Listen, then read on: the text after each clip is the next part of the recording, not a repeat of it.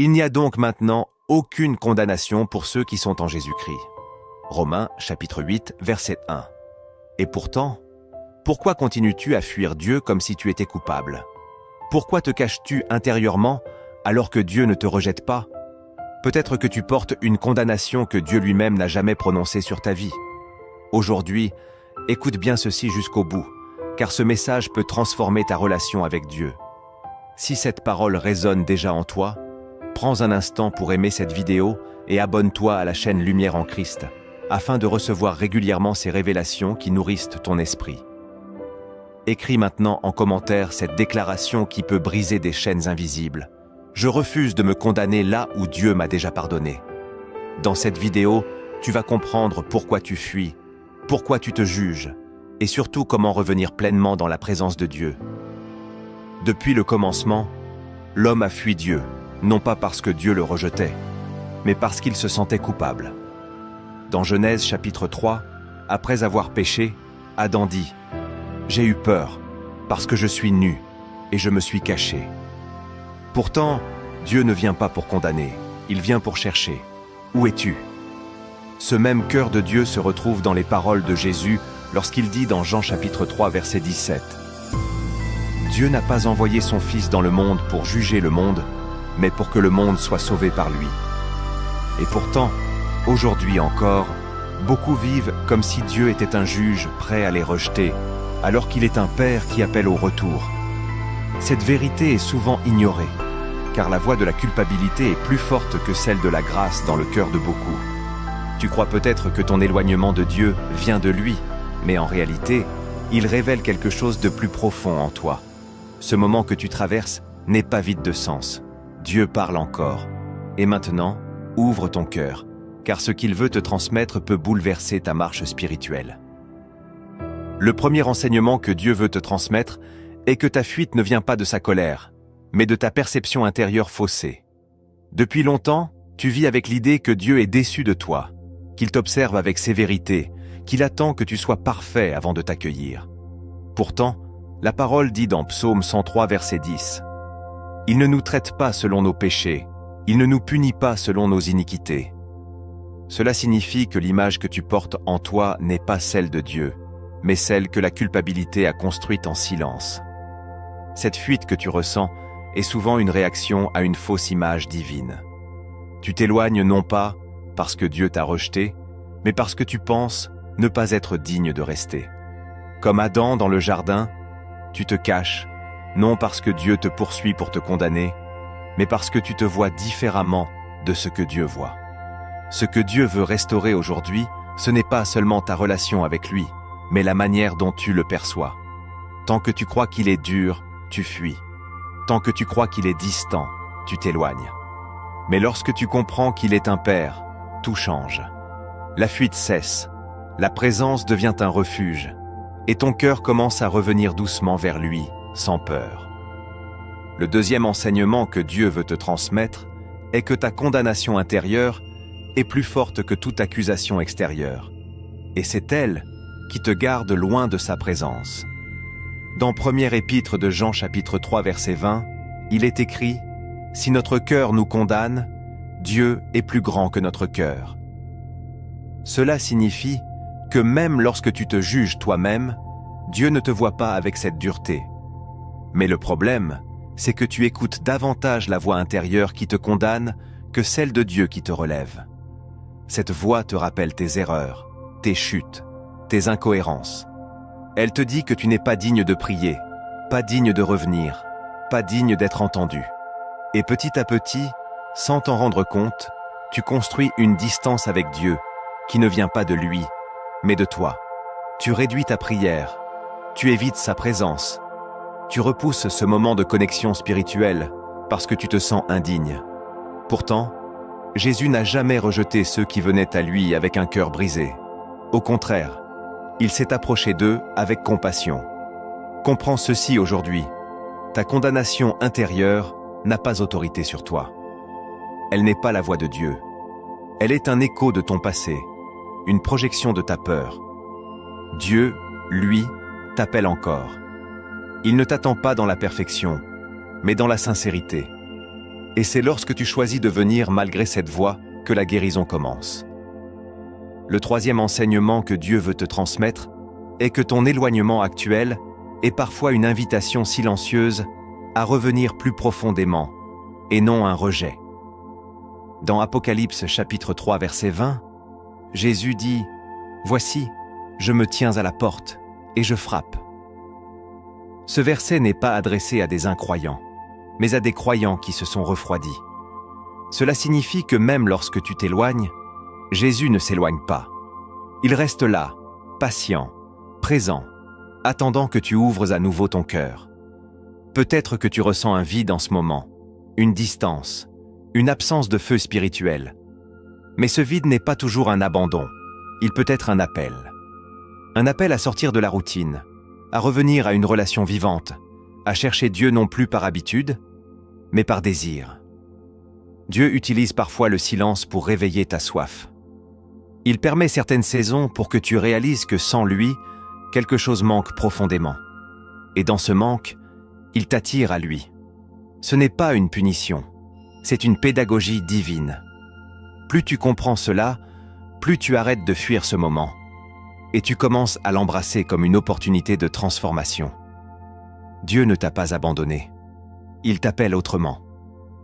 Et si tu écoutes attentivement, tu entendras encore sa voix te dire « Reviens ». Le quatrième enseignement que Dieu veut te transmettre est que ta peur de revenir vient souvent d'une incompréhension de la grâce. Tu penses que tu dois d'abord te réparer avant de revenir à Dieu. Mais en réalité, c'est en revenant à Dieu que tu es transformé. Dans Hébreux chapitre 4 verset 16, il est écrit « Approchons-nous donc avec assurance du trône de la grâce afin d'obtenir miséricorde ». Ce passage ne dit pas d'attendre d'être parfait, mais de s'approcher avec assurance, même dans ton état actuel. Pourtant, beaucoup font l'inverse. Ils s'éloignent lorsqu'ils tombent, ils se taisent lorsqu'ils ont besoin de parler à Dieu, ils attendent de se sentir dignes avant de revenir. Mais la grâce fonctionne à l'inverse de la logique humaine. Elle t'accueille tel que tu es pour te transformer progressivement. Ce que tu évites est en réalité ce dont tu as le plus besoin. La présence de Dieu n'est pas réservée aux parfaits, elle est offerte aux cœurs sincères. Et plus tu retardes ton retour, plus tu prolonges ton combat intérieur. Mais le jour où tu comprends que Dieu ne te demande pas d'être prêt, mais simplement d'être vrai, alors quelque chose se libère en toi. Tu reviens non pas avec peur, mais avec confiance. Et dans ce retour, tu découvres que Dieu ne t'a jamais fermé la porte. Le cinquième enseignement que Dieu veut te transmettre est que ton retour vers lui commence par une décision intérieure simple, mais puissante. Arrêter de te condamner là où Dieu t'a déjà pardonné. Dans Ésaïe chapitre 1 verset 18, Dieu dit « Si vos péchés sont comme le cramoisi, ils deviendront blancs comme la neige. » Cela signifie que le pardon de Dieu est total, complet, sans réserve. Mais toi, tu continues à porter ce que Dieu a déjà effacé. Tu revis tes erreurs, tu te juges encore, tu refuses intérieurement d'accepter que tu es réellement pardonné.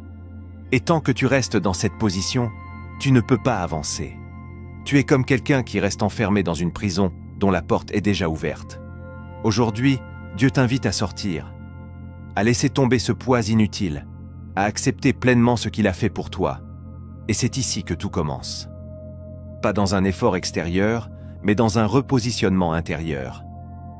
Décide de croire ce que Dieu dit de toi plutôt que ce que ton passé murmure encore. Et pour ancrer cette décision dans ton cœur, écris en commentaire cette déclaration simple mais puissante. Je refuse de me condamner là où Dieu m'a déjà pardonné. Ce moment peut marquer un tournant réel dans ta vie spirituelle, si tu choisis de l'accepter pleinement. Le sixième enseignement que Dieu veut te transmettre est que ton isolement actuel n'est pas une absence de Dieu, mais un espace que Dieu a permis pour restaurer ton cœur loin du bruit. Beaucoup pensent que la présence de Dieu se manifeste uniquement dans l'intensité, dans les moments forts, dans les rassemblements ou les émotions visibles. Pourtant, dans Premier livre des Rois chapitre 19, Élie ne rencontre pas Dieu dans le vent violent, ni dans le tremblement de terre, ni dans le feu, mais dans un murmure doux et léger. Ce passage révèle quelque chose de profond. Dieu choisit parfois le silence pour parler plus clairement. Lorsque tout ralentit autour de toi, lorsque certaines relations s'éloignent, lorsque tu te retrouves seul face à toi-même, ce n'est pas forcément une perte. C'est souvent un retrait stratégique de Dieu pour te recentrer. Dans ce silence, les distractions disparaissent, les faux appuis tombent, et ce qui reste, c'est ton cœur face à Dieu.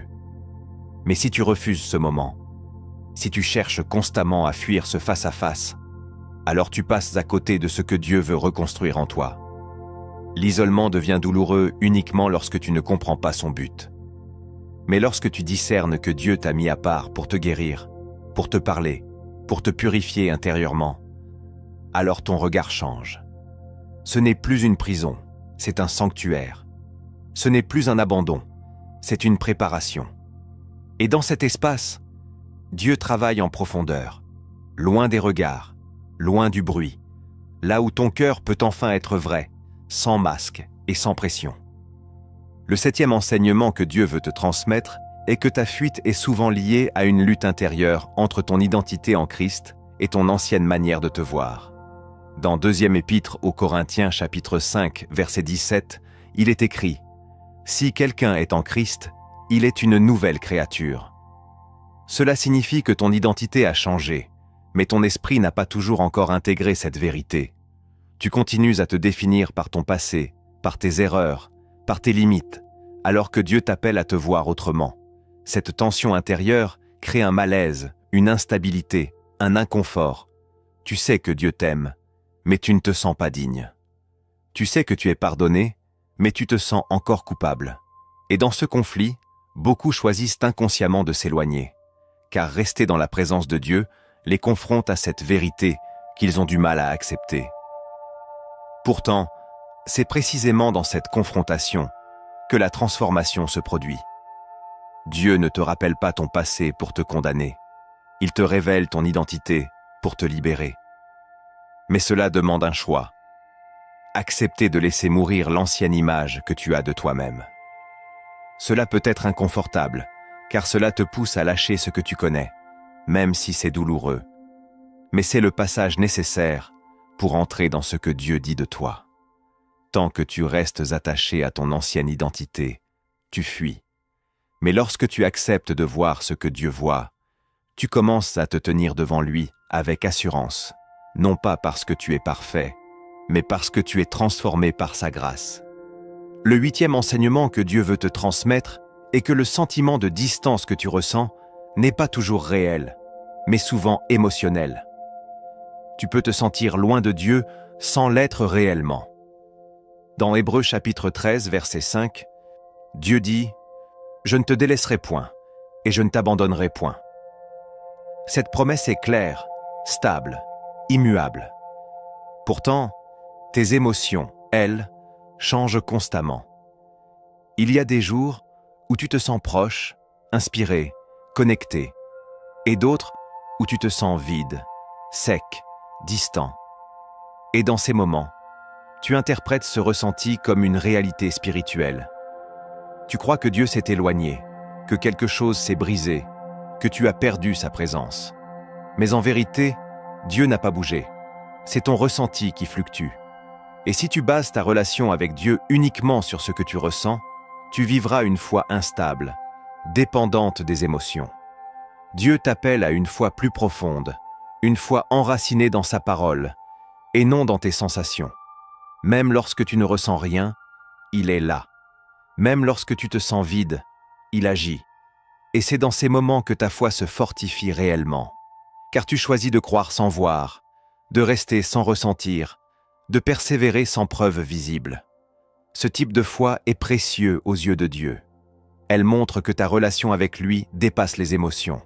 Elle devient une alliance, une conviction, une stabilité intérieure. Et lorsque tu comprends cela, tu arrêtes de fuir ces moments de vide. Tu les traverses avec confiance, sachant que Dieu est fidèle, même lorsque ton cœur est silencieux. Le 9e enseignement que Dieu veut te transmettre est que ta restauration commence le jour où tu arrêtes de te cacher et que tu choisis de revenir tel que tu es. Dans Luc chapitre 15, l'histoire du fils prodigue révèle une vérité bouleversante. Ce fils avait tout perdu. Il avait fait de mauvais choix. Il s'était éloigné volontairement. Mais lorsqu'il décide de revenir, il ne revient pas parfait. Il revient brisé, conscient de ses erreurs. Et pourtant, le père ne le rejette pas. Il court vers lui, il l'embrasse, il le restaure immédiatement. Cette image est une révélation du cœur de Dieu. Il ne t'attend pas avec des reproches, il t'attend avec des bras ouverts. Mais tant que tu restes caché, tu ne peux pas expérimenter cette restauration. Le problème n'est pas ton état, mais ton absence. Dieu ne peut restaurer que ce qui vient à lui. Et souvent, ce qui te retient, c'est la honte. Tu penses que tu dois d'abord régler tes problèmes seul, que tu dois te présenter devant Dieu avec quelque chose de mieux. Mais c'est une illusion. Dieu veut que tu viennes maintenant, dans ta réalité actuelle. C'est dans cette authenticité que la grâce agit. Plus tu attends, plus tu prolonges ton désert. Mais le moment où tu décides de revenir devient le point de départ d'une transformation réelle. Et dans ce retour, tu découvres que Dieu ne t'a jamais quitté. Il attendait simplement que tu ouvres à nouveau ton cœur. Le 10e enseignement que Dieu veut te transmettre est que ce moment que tu traverses est une opportunité divine de reconstruire une relation plus profonde, plus vraie, plus solide avec lui. Beaucoup cherchent Dieu uniquement dans les moments où tout va bien, mais les saisons de silence, de doute ou d'isolement sont souvent les plus fertiles spirituellement. Dans Jacques chapitre 4 verset 8, il est écrit « Approchez-vous de Dieu, et il s'approchera de vous ». Cela signifie que ton mouvement vers Dieu déclenche une réponse de sa part. Ce que tu vis en ce moment peut devenir un tournant, si tu choisis de ne plus fuir, mais de te rapprocher. Ce n'est pas le moment de t'éloigner, c'est le moment de revenir plus profondément. De parler à Dieu avec sincérité, même si tu ne sais pas quoi dire. De t'exposer à sa parole, même si tu ne ressens rien au début. De persévérer, même lorsque c'est difficile. Car c'est dans cette constance que quelque chose se reconstruit en toi. Une foi plus stable, une relation plus intime, une confiance plus enracinée. Dieu ne gaspille jamais une saison. Chaque moment a un but, chaque silence a une intention, chaque difficulté peut devenir une clé. Et aujourd'hui, tu as le choix. Continuer à fuir ou accepter cette invitation divine. Revenir, te repositionner et laisser Dieu faire en toi ce que lui seul peut accomplir. Maintenant que ton cœur commence à comprendre ce que Dieu corrige en toi, il est temps d'aller plus loin. Car derrière ta fuite, il existe des réalités plus profondes que tu n'as peut-être jamais vues. Ce que tu vas entendre maintenant peut transformer ta manière de voir Dieu et ta propre vie. Le premier mystère spirituel que Dieu dévoile est que la condamnation que tu ressens ne vient pas de lui, mais d'un combat invisible dans ton esprit entre la vérité divine et les accusations persistantes. Dans Apocalypse chapitre 12 verset 10, il est écrit que l'accusateur des frères accuse jour et nuit. Cela signifie que la condamnation que tu ressens n'est pas neutre. Elle a une source, une intention, un but précis, t'éloigner de Dieu. Cette voix qui te rappelle constamment tes erreurs, qui amplifie tes chutes, qui minimise la grâce que tu as reçue, n'est pas la voix de ton Père céleste. Pourtant, elle est si familière que tu la confonds avec ta propre pensée. Tu crois que c'est toi qui te juges, alors qu'en réalité, tu es influencé par une dynamique spirituelle qui cherche à te maintenir dans la culpabilité. Ce mystère est essentiel à comprendre, car tant que tu penses que cette voix vient de toi, tu la crois légitime. Mais le jour où tu discernes qu'elle ne vient pas de Dieu, tu commences à t'en détacher. Dieu ne parle pas pour accuser, il parle pour restaurer. Même lorsqu'il corrige, sa voix porte la vie. Elle ne t'enferme pas dans ton passé, elle t'ouvre un chemin vers l'avenir. Ce combat intérieur devient alors un lieu de choix. Tu peux continuer à écouter cette voix accusatrice, ou tu peux choisir de t'aligner avec la parole de Dieu.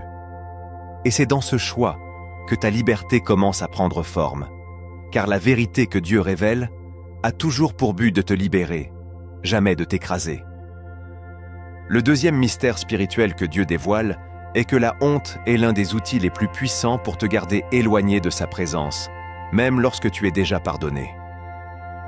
Dans Genèse chapitre 3, après leur faute, Adam et Ève ne se contentent pas de désobéir, ils se cachent et couvrent leur nudité.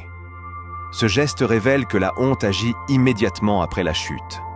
Elle te pousse à te dissimuler, à te retirer, à éviter le regard de Dieu. Pourtant, Dieu ne les chasse pas immédiatement. Il vient vers eux, il les appelle, il cherche le contact. Cela signifie que la honte n'est pas une réaction que Dieu désire, mais une stratégie qui t'éloigne de lui. Aujourd'hui encore, ce mécanisme fonctionne de la même manière. Lorsque tu fais une erreur, la honte te dit de t'éloigner, de rester silencieux, de ne pas revenir tout de suite. Elle te convainc que tu dois d'abord te corriger avant de te présenter devant Dieu. Mais ce raisonnement est contraire à la grâce. Dieu t'invite à venir tel que tu es, non pas pour te laisser dans cet état, mais pour te transformer. La honte agit comme un voile qui déforme la réalité. Elle te fait croire que Dieu est déçu, alors qu'il est prêt à te relever. Elle te fait croire que tu es seul, alors que Dieu est proche. Ce mystère révèle que tant que tu restes sous l'influence de la honte, tu ne peux pas expérimenter pleinement la grâce. Mais le jour où tu décides de te présenter devant Dieu, malgré cette honte, quelque chose se brise. La lumière entre, la vérité s'impose, et la restauration commence à agir dans ton cœur avec puissance. Le troisième mystère spirituel que Dieu dévoile est que certaines saisons de retrait apparent sont en réalité des moments de repositionnement spirituel orchestrés par Dieu lui-même. Dans Luc chapitre 5, verset 16, il est dit que Jésus se retirait dans les lieux déserts pour prier. Ce détail est profond, car il montre que même Jésus, dans sa mission, choisissait des moments de retrait pour se reconnecter au Père. Cela signifie que l'éloignement du bruit, des activités et des relations n'est pas toujours négatif. Il peut être une stratégie divine.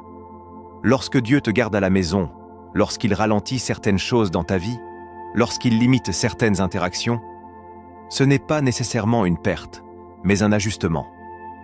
Il crée un espace où ton attention peut revenir vers lui. Mais si tu interprètes ce moment comme un abandon, tu résistes au processus. Tu cherches à combler ce vide par autre chose. Tu t'agites, tu fuis, tu remplis ton temps pour éviter le silence. Pourtant, c'est dans ce silence que Dieu parle le plus clairement. Ce mystère t'invite à changer ton regard. Ce que tu considères comme une stagnation peut être une préparation. Ce que tu perçois comme une limitation peut être une protection. Dieu voit plus loin que toi, et il sait que pour t'emmener à un niveau plus profond, il doit parfois te retirer de ce qui t'empêche d'entendre sa voix.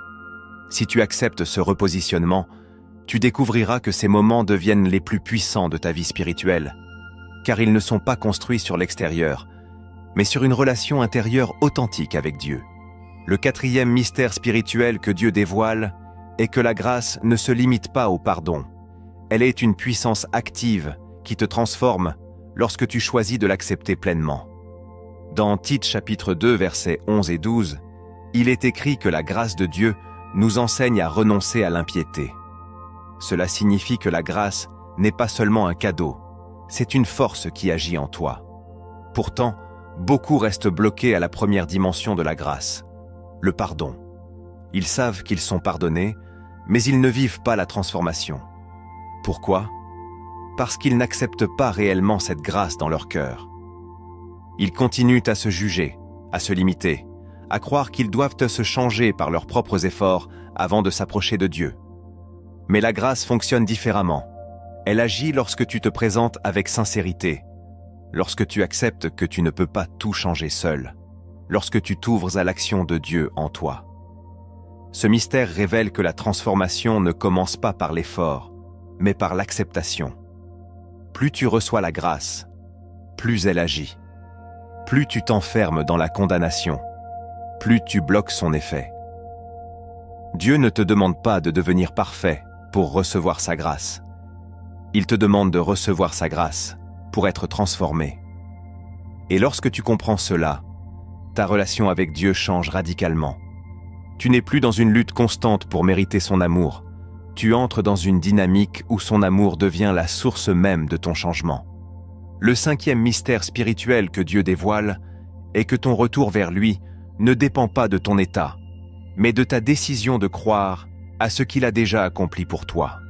Dans Éphésiens chapitre 2, versets 8 et 9, il est écrit que c'est par la grâce que vous êtes sauvés, par le moyen de la foi, et cela ne vient pas de vous.